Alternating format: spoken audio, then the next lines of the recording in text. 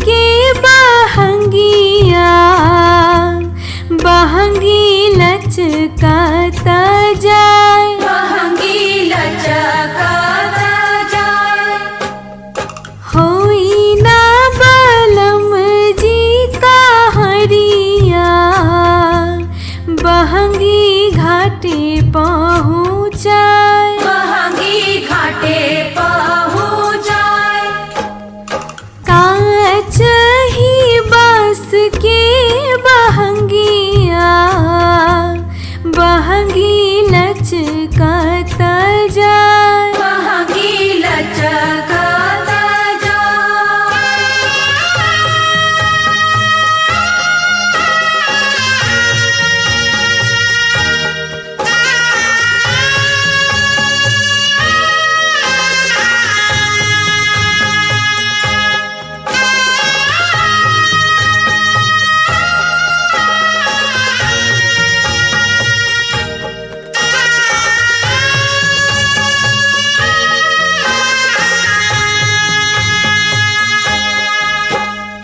बाट जे पूछेला बटोहिया बहंगी के करा के जाए, बहंगी के करा के जाए। तू तान्हार होवे रे बटोहिया बहंगी छठ मैया के जाए, बहंगी छठ मैया के जाए।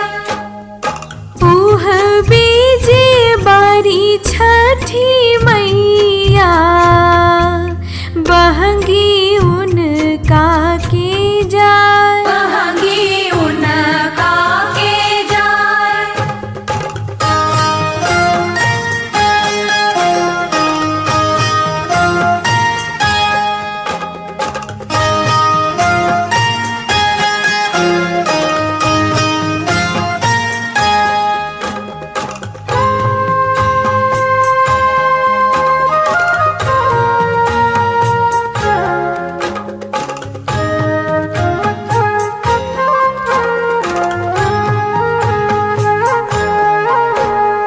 कांच ही बांस के बहंगिया बहंगी लचकाता जाए, बहंगी लचकाता जाए।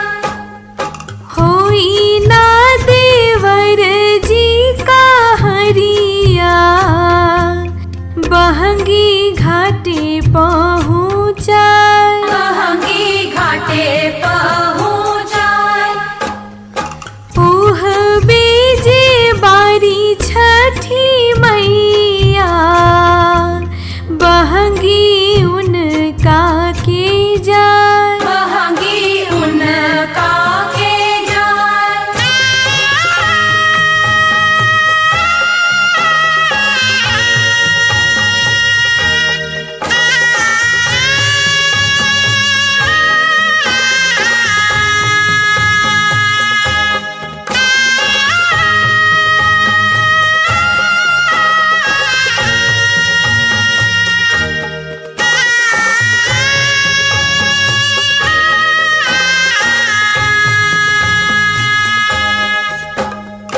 बाट जे पूछेला बटोहिया बहंगी के करा के जाए, बहंगी के करा के जाए।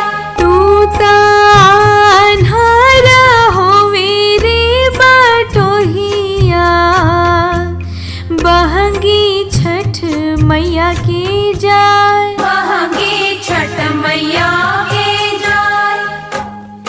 उह बीजे बारी छठी मैया बहंगी उनका के जाए, बहंगी उनका के जाए। आ